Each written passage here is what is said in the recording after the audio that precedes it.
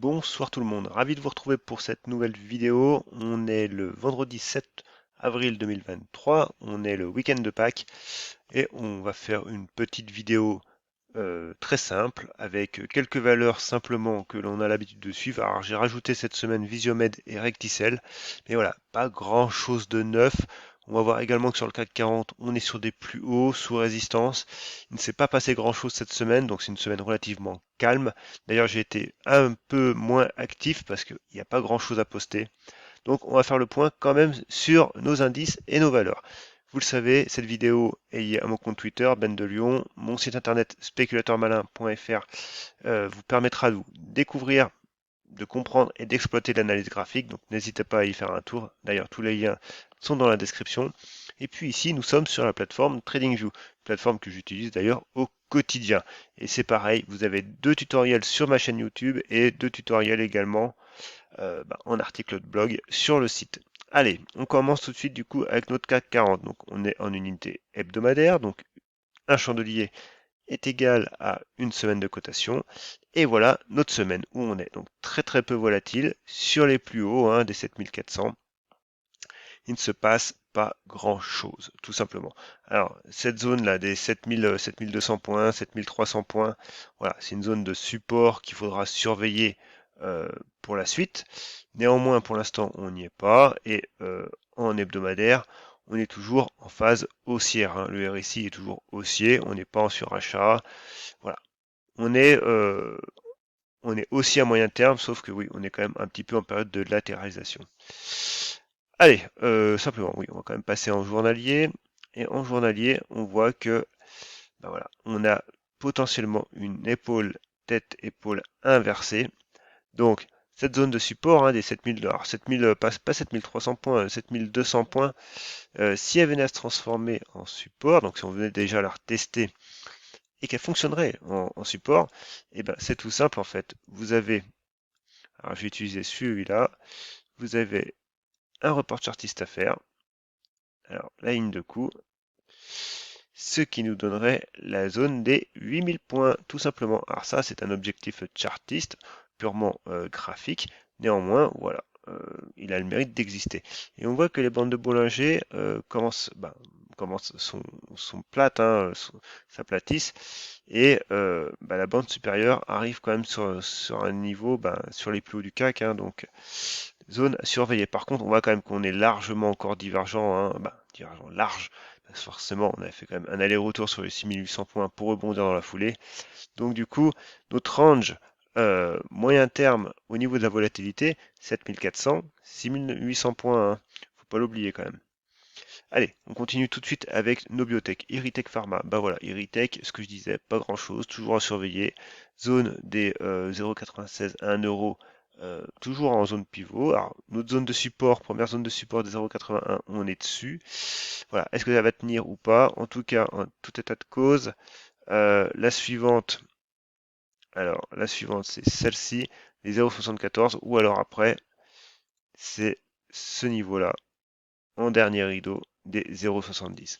Mais voilà, faut pas oublier qu'on a un petit support oblique haussier, donc revenir tester cette zone-là des 0,76 et conserver ce support oblique serait clairement euh, très bon pour la suite. Maintenant, voilà, si on casse ce support, que on se met en danger sur les 0,75, eh ben on actera plus un range.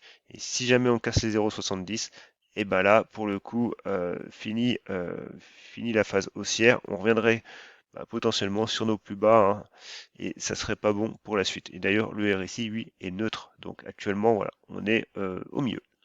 Allez, IPH, Inet Pharma. C'est pareil. Alors elle nous a fait un beau gap haussier en début de semaine. Alors je sais plus pourquoi, voilà. Si vous l'avez, n'hésitez pas à me le dire en commentaire. Je ne sais pas du tout pourquoi elle l'a fait. Néanmoins, voilà, c'est préserver son numéro, son niveau des 2,50, mais voilà, c'était faiblard, on est sous une résistance oblique, donc du coup, bon, elle a tout gapé, on est revenu directement sous résistance des 3,15, et depuis, voilà, on oscille, et c'est très bien qu'aujourd'hui, on reprenne ce niveau des 3 euros, et ce niveau des 3 euros, il faudra le conserver pour la semaine prochaine, c'est l'enjeu. Allez, Katana. Alors Katana, c'est un peu dommage, parce que on avait potentiellement un triangle ascendant qui se dessinait avec des bandes de Bollinger qui se contractaient. Donc ce niveau des 7 euros qui était à surveiller. Mais voilà, avant-hier, non hier d'ailleurs, on a cassé un petit peu par le bas. Donc en l'état, voilà, en l'état, même si on a la bande de Bollinger inférieure qui est toute proche, et ben du coup, les 6,40, hein, toujours, voilà. Donc on verra ce qu'il en est. Maintenant, voilà, si le prix me donne tort lundi et que tout de suite on reprend les 6,70, 6,75, on se réintéressera tout de suite au niveau des 7 euros. Mais en l'état, voilà, on n'est pas devin et pour le coup, on attend de voir. Et puis voilà, on a cette résistance oblique baissière, donc tant qu'on est dessous, de toute façon, on ne parle pas de hausse. Nikon. Alors Nikon, pour le coup, elle nous a fait une petite semaine comme qui est pas mal. Pourquoi? Parce que du coup, on avait notre niveau des 2 euros qui était compliqué, on l'a cassé, mais on n'a pas confirmé le lendemain, on l'a repris aussitôt, donc très bien. Ensuite, on a cette résistance oblique baissière, donc bien équilibrée, très bien aussi, et ce niveau pivot, hein, des 2,25 qui se dessine. Alors, il se dessine et il est quand même pas mal parce que du coup, on a fait un échec. On a la bande de Bollinger inférieure et supérieure qui se contracte, donc c'est pas mal. Et d'ailleurs, si on met alors, du coup nos, notre indicateur Super Channel, on voit que on est quand même sur une borne, sur une médiane, là, sur la médiane de notre canal. Donc, clairement, avec nos faisceaux de moyenne qui se compriment. Donc, ouais, voilà, les 2,25 sont quand même un niveau à surveiller sur Nikon pour ensuite rejoindre les 2,50 et cette oblique alors qui est moyennement équilibrée pour le coup. Donc voilà, la rejoindre sur les 2,50 permettrait de la rééquilibrer et de faire un test et de prouver la validité de cette oblique.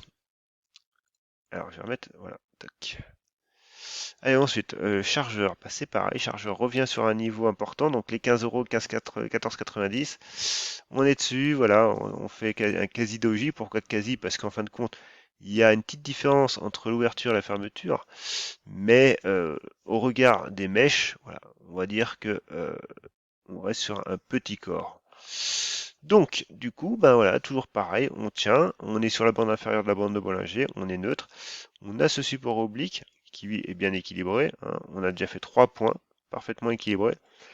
Donc, clairement, le prochain test de ce support sera déterminant pour la suite.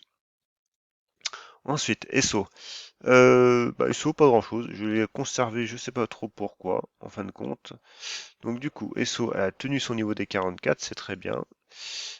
Du coup, par contre, le niveau des 48 là est passé comme dans du beurre. D'ailleurs, aujourd'hui, on a fait résistance. Donc c'est pas top du tout. Donc je vais l'enlever. Simplement, je vais juste le mettre là pour me définir un nouveau niveau pivot. Voilà. Alors par contre, on va le mettre en rouge.